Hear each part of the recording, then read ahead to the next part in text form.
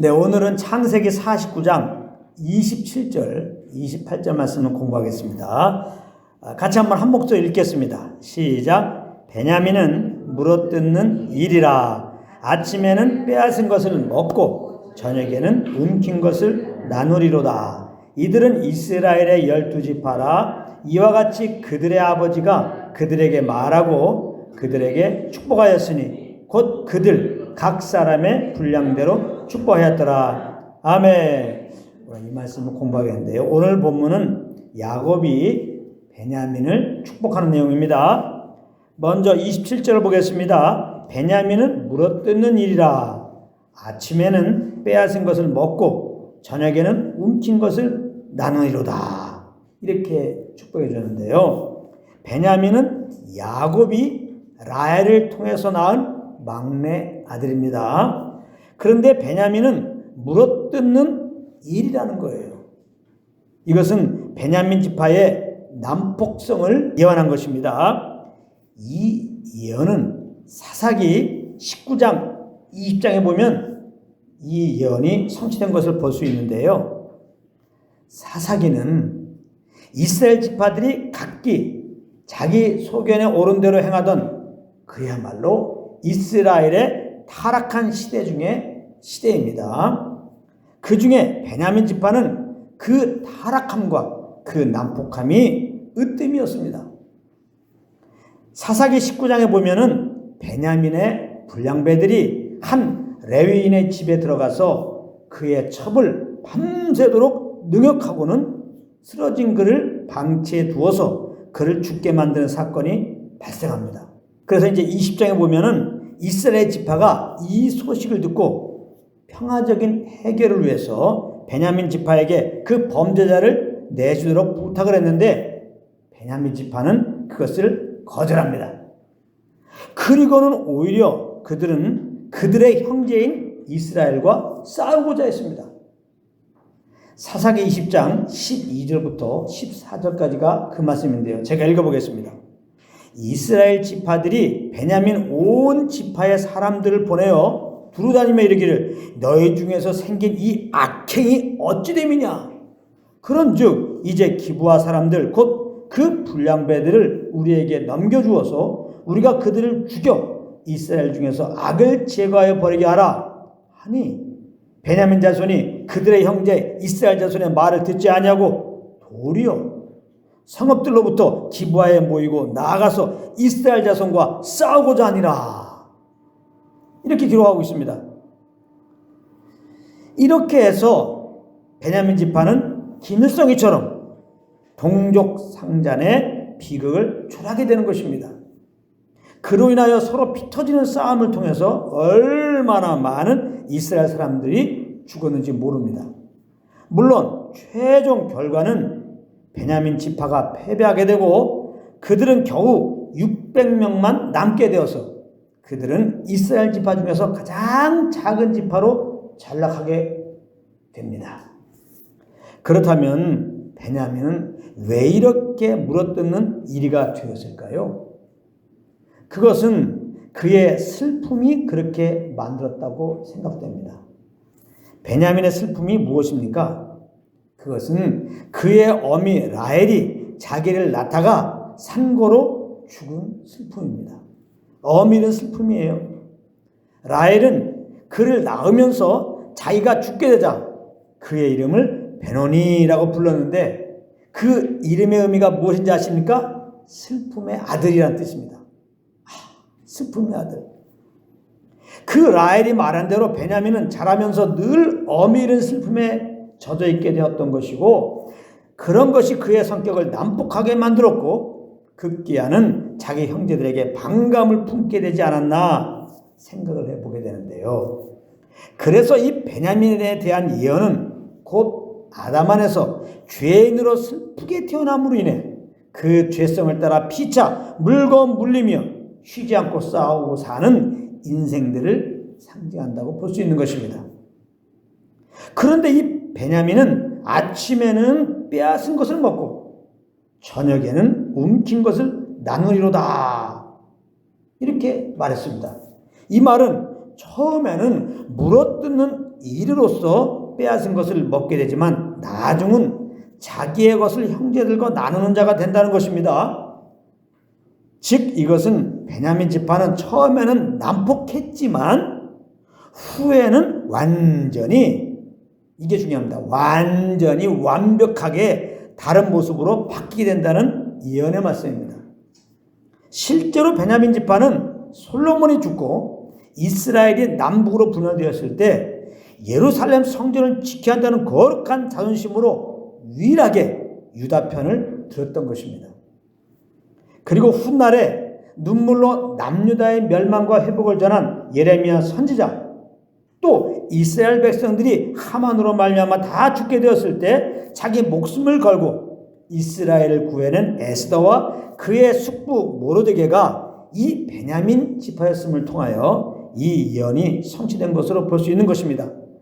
특별히 무엇보다 은혜의 복음을 그리스도로부터 계시로 받고 그 복음을 이스라엘뿐만 아니라 이방인에게 전해준 사도 바울 역시 바로 이 베냐민 지파 사람이었던 것입니다. 바울의 생애는 정말 베냐민에게 주신 이 예언의 축소판이라고 해도 과언이 아닌데요. 바울은 본래 사울이었습니다. 사울 때 그는 무엇을 하던 자였습니까? 바로 교회를 잔멸하던 자였습니다. 믿는 자들을 사정없이 잡아다가 옥에 넣었던 그런 자였단 말이에요. 사도행전 8장 3절이 그렇게 증거하고 있습니다. 사울이 교회를 잔멸할 새 각 집에 들어가 남녀를 끌어다가 옥에 넘기니라. 정말 사울은 물어뜯는 일이었습니다. 그런데 그는 후에 어떻게 되었습니까? 사도행전 9장에 보면 믿는 자들을 결박하여 예루살렘으로 잡아오려고 가다가 다메섹에 이르렀을 때 예수님을 만나게 됩니다. 사도행전 9장 3절부터 5절 내용인데요. 제가 읽어보겠습니다. 사울이 길을 가다가 다메섹에 가까이 이르더니 호련히 하늘로부터 빛이 그를 둘러 비추는지라 땅에 엎드려져 들음에 소리가 있어 이르시되 사울아 사울아 내가 어찌하여 나를 박해하느냐 하시거늘 대답하되 주여 누구시나이까 이르시되 나는 내가 박해하는 예수라. 이때 회심을 하고 사울은 이름을 바울로 바꾸고는 그리스도로부터 받은 은혜의 복음을 숨겨나갈 때까지 전했던 것입니다. 그 움켜진 것을 나누는 삶을 살았다 이 말씀입니다. 그러므로 아침에는 빼앗은 것을 먹고 저녁에는 움킨 것을 나누리로다 라고 하는 예언의 말씀은 정욕을 따라 서로 물고 물리는 싸움을 하며 살던 우리가 복음을 믿고 새롭게 되어서 이제는 그 은혜의 복음을 나누어주는 자가 된 것을 암시하고 있는 것이다 이 말씀입니다. 그렇다면 여러분들은 지금 어디에 있습니까? 물고 물리는 자리입니까? 은혜의 복음을 나누어주는 자리입니까? 물론 믿는 우리는 당연히 후자야 됩니다. 그런데 살다 보면 꼭 그 자리에 있지 못할 때가 있다는 것입니다.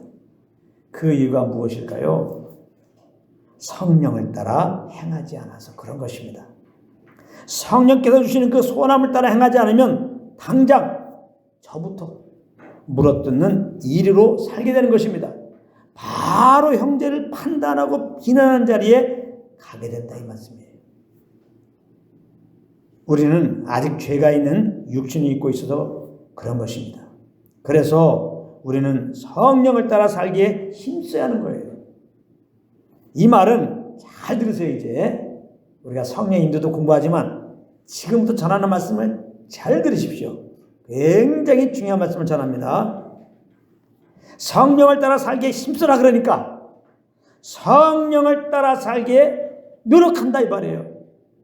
성령을 따라 행하라는 말은 성령을 따라 살기에 노력하라는 말이 아닙니다. 다시 말씀드립니다. 성령을 따라 행하는 말은 성령을 따라 살기에 노력하라는 말이 아니에요. 잊지 마십시오. 성령을 따라 행하라는 말은 그럼 뭐냐? 성령님과 보조를 맞춰서 걸어가라는 의미입니다. 우리가 누구와 동행을 하게 되면 예를 들어서 산보를 한다. 그러면 보조를 맞춰서 걸어가잖아요. 그렇게 성령님과 보조를 맞춰가는 것이 성령을 따라 행하는 것이다 이 말씀입니다. 그런데 여러분, 보조 맞추어 걸어가려고 노력을 내서 그렇게 보조 맞추어 걸어가는 것입니까? 아니죠. 여러분들과 동행하는 그 사람의 존재를 인정하고 의식하고 그의 말에 귀를 기울이고 그와 교제하며 걷다 보니까 자연스럽게 보조 맞추어 걸어가게 되는 것입니다. 성령님을 따라 행하는 것이 바로 이런 것이라 이 말씀이에요. 여러분들이 성령님을 따라 행하려고 노력을 하게 되면 그것은 또 다른 율법이 되어서 여러분들은 아무것도 못하게 되는 것입니다. 여러분들이 누구와 걸어갈 때 단지 그의 발을 맞춰가려고 노력해 보세요. 몇 분 못 가서 여러분들은 힘들다고 그와 동행을 포기하게 될 것입니다. 그러나 그와 교제를 하면서 가보십시오. 자연스럽게 여러분들의 발은 그와 맞추어지게 되는 것입니다. 이와 같이 날마다 우리와 함께 하시는 성령님을 우리가 인정하고 항상 의식하며 이분과 교제 속에서 그렇게 행하시는 여러분들 되시기를 바랍니다. 얼마나 성령을 따라 행하는 게 쉽습니까? 얼마나 성령님과 보조 맞추는 게 쉽냐고. 성령님을 인정하고 의식하고 이분과 교제 가운데서 그냥 그렇게 살면은 그게 성령을 따라 사는 거예요. 성령님과 지금 보조가 딱 맞춰져 사는 거란 말이에요. 그래서 이렇게 우리가 성령을 따라 행하면 성령과 보조를 맞춰서 딱 성령과 교제 가운데서 이렇게 행하게 되면 그러면 여러분들의 영혼은 항상 그리스도의 그 십자가의 은혜를 알므로 인하여 충만하게 되는 것입니다. 아주 장차갈 하나님 나라의 평강과 희락이 넘치게 되는 거예요. 지난 금요일도 말씀드렸지만은 이거 설명할 수가 없어요. 이건 세상에 없는 평강과 희락이에요. 이거는 오직 예수를 믿고 그 다음에 성령님과 교통 속에서 그 인도함을 따라 사는 것밖에 없어요. 그러면 정말 이 세상에 없는 평강과 희락이 여러분들 심령을 막 강타합니다. 막 주장합니다. 막 여러분들 심령에 막 범람해요. 예? 주님의 평강 희락이 막 범람합니다. 이거를 정말 이 말씀 듣는 여러분들 모두가 다 경험했으면 좋겠어요. 정말로.